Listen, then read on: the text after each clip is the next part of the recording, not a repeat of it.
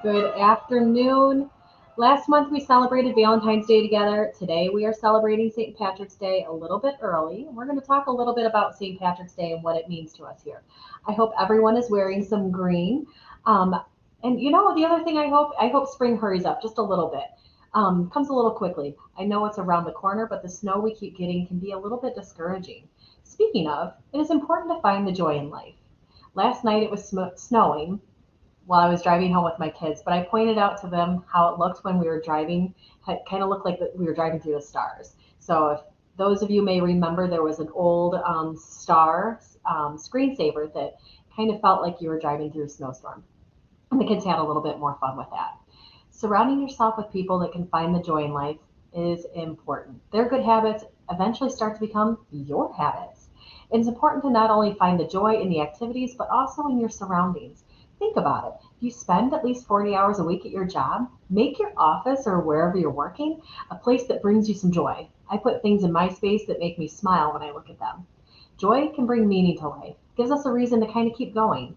Speaking of joy, our upcoming calendar brings me some joy. I like that we are starting to host our spring programs soon. Support groups, those are all going strong. So if you or someone you know could benefit from talking to others that know what it's like to have their lives affected by mental health conditions, we have a group for you. Our upcoming classes are all listed. I'm going to pull them up here. Are all listed on our website, and those um, there we go. And those you can sign up through the website. So peer to peer is for adults living with a mental health condition, and all of our programs are peer facilitated. So this one is facilitated by a person that's living with a mental health condition. Our next program is Family to Family that's coming up this month as well. Family to Family is for adults that have adult loved ones living with a mental health condition, again led by family members. And NAMI Basics, led by yours truly, is for parents and caregivers that are raising a child with a mental health condition.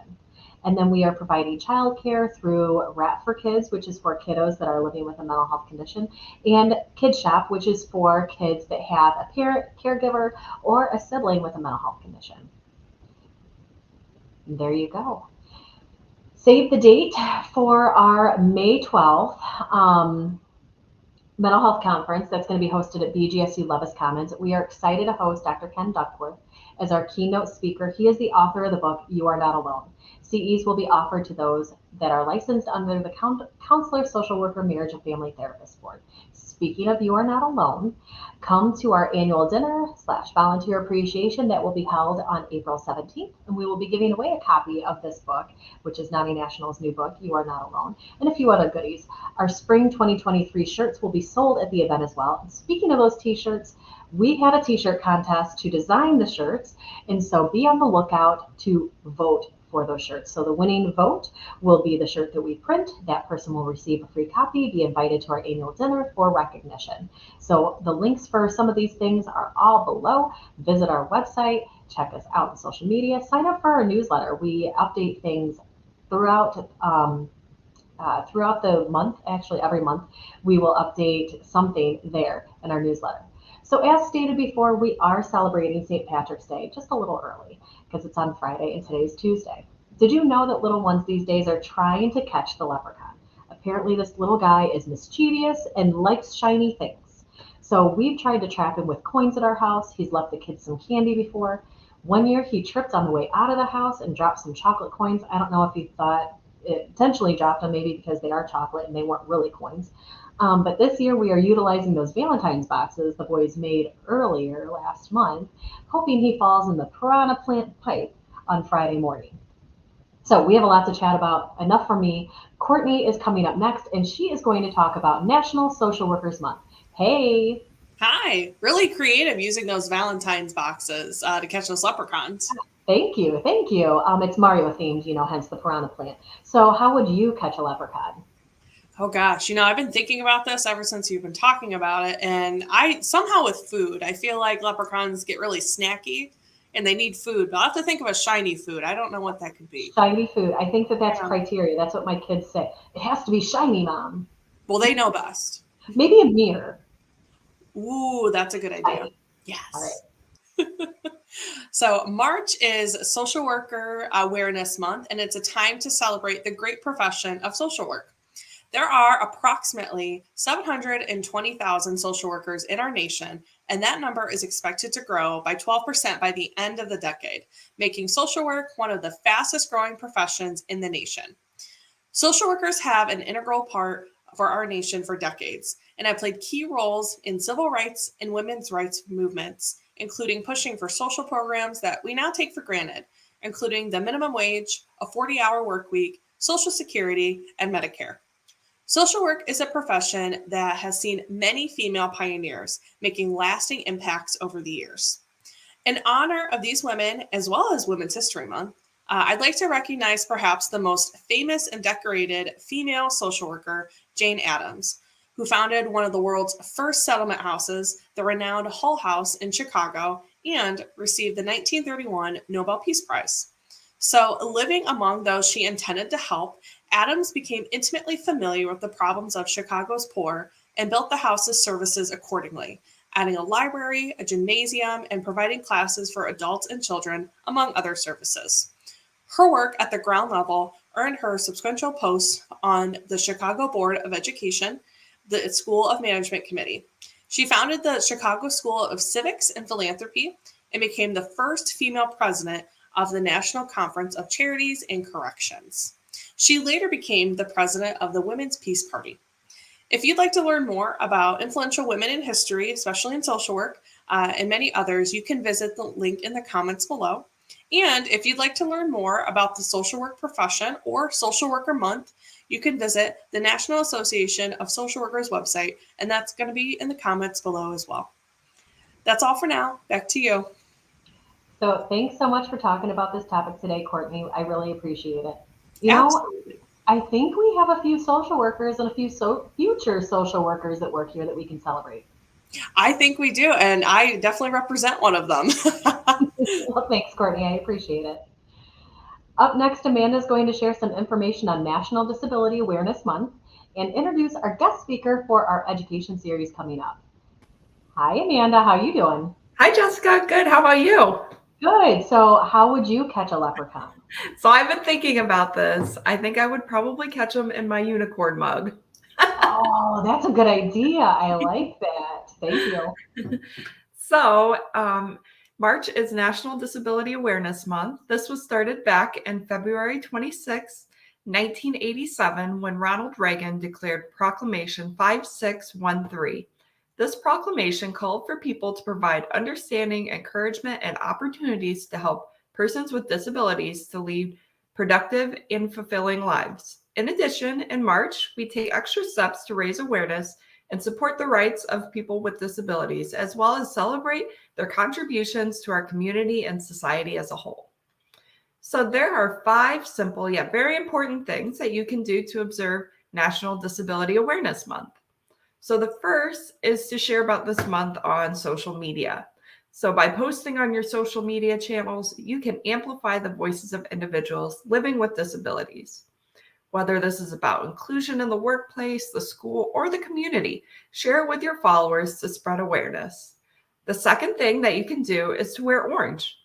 So orange is a color symbolizing energy and positivity. It's also the official color of Developmental Disabilities Awareness Month. The third thing that you can do is let everyone who lives with a disability feel your love and support. Empower and encourage individuals to unleash their inner potential. The fourth thing that you can do is donate to a local organization or cause that supports individuals living with disabilities. You can also attend events that raise awareness and encourage understanding of disabilities. The last thing that you can do is use person-first language when talking about an individual who lives with a disability. This type of language puts the person before the disability and describes what the person has, not who the person is. So for example, instead of saying disabled person, you can use the phrase individual living with a disability. Also, this should just go without saying, but avoid using inappropriate, outdated, or derogatory terms. So I'm switching gears a little bit, but I wanted to talk a little bit about our NAMI education series. As part of this program, we invite experts in our community to participate in a webinar to discuss various mental health topics. These topics have included guardianship, planning for the future, financial wellness, and mental wellness during the holidays. Our next education series webinar is going to be tomorrow at 2:30 p.m. and the topic is Finding a Provider with Derek Lee. He's the CEO of Perrysburg Counseling Services. If you're interested in tuning in for this, you can visit the NAMI Education Series page on our website and fill out the registration form. It's also in the comments below. With that, we are very thankful that Derek is joining us today to talk more about this. Thank you, Amanda. As we talk about finding a provider, in the medical world, they've done a really good job for a long time of separating out types of providers. We've got primary care physicians. We send our children to pediatricians. There are specialists in geriatrics for the aging. For heart disease, we have cardiac specialists. We have pulmonary specialists. We have neurologists. When it comes to the world of counseling, we haven't done a great job of advertising in that manner and talking about specialization. One of the areas that we do a little bit better job is substance abuse versus general mental health. But in general, we don't do a great job of talking about that. So what the workshop is going to be focused on tomorrow is really helping the public to learn how to shop for a specialist, how to find somebody who has the skills to deal with you as an individual and the things that you're dealing with. Because some people do deal with trauma, some people deal with children. Some people are really focused on mood disorders or ADHD, but it's not a one size fits all. There are different trainings, different models that can really lend more to one difficulty than another. So our goal tomorrow is to really empower you as the consumer to know what questions to ask and know how to make sure you're getting the best provider for your situation. Thank you. I really appreciate you bringing more light to this vital topic, and I'm looking forward to hearing a little bit more about specialization. But before you leave, how are you going to catch a leprechaun? Well, given that they're so small, I'm thinking about, you indicated that the pipe, I'm thinking maybe a bucket or a toad of some sort, and I'm thinking about what's shiny to put in there. And I may irritate my wife, but I think I might jump into the Christmas tree decorations. It seems like a lot of tinsel and ornaments that are really shiny that we might be able to borrow from there. I like that idea. Well, thanks for joining us, Derek. I really appreciate it. Thank you. So last but not least, we have Sherry in our self-care corner. Hi. Hi. If you guessed it, I'm going to ask how you're going to catch a leprechaun. Well, I'm going to jump on with Courtney. They like to eat, and they have these foil-wrapped caramels that are very shiny, and I like caramel, so that might catch them. That might catch them. So today in my little self-care corner, I wanted to share some fun things to do this weekend in celebration of St. Patrick's Day. But first, I want to give you 3 trivia questions regarding St. Patrick's Day. Number 1, what did St. Patrick reference to with the 3-leaf clover? Who was St. Patrick? And what day is the leprechaun holiday? Back to the fun things to do this weekend.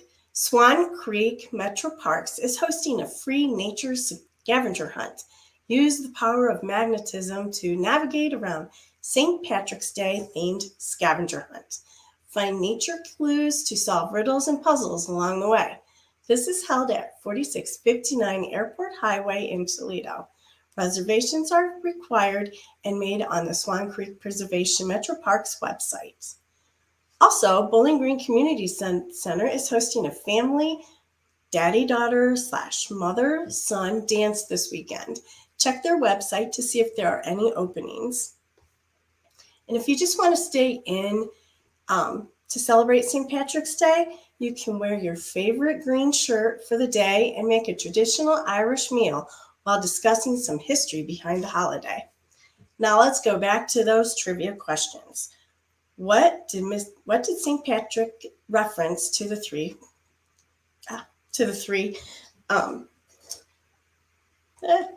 What did St. Patrick reference for the 3 leaf clover. He was talking about he explained the Holy Trinity, Father, Son, and Holy Ghost, using the 3 leaves of a native Irish clover, the shamrock. And who was St. Patrick?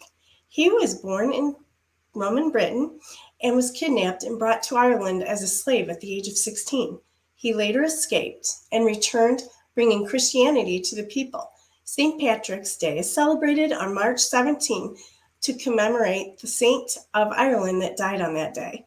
Also celebrates the heritage and culture of the Irish in general.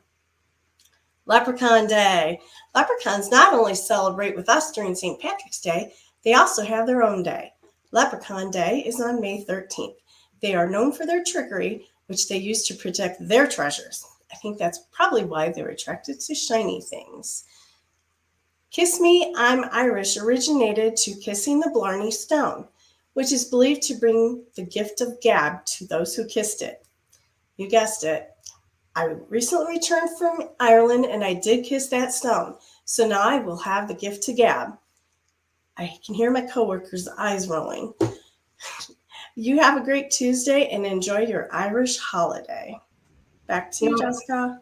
I sure am glad that they only celebrate Leprechaun Day in Ireland, because if I had to have another holiday where I tried to trap a leprechaun, I would struggle finding joy in that. Yes, yes.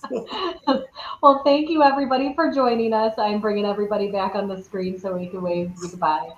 We hope you have a wonderful March. Celebrate St. Patty's Day safely and find some joy this month. So until next time, see you later, everybody.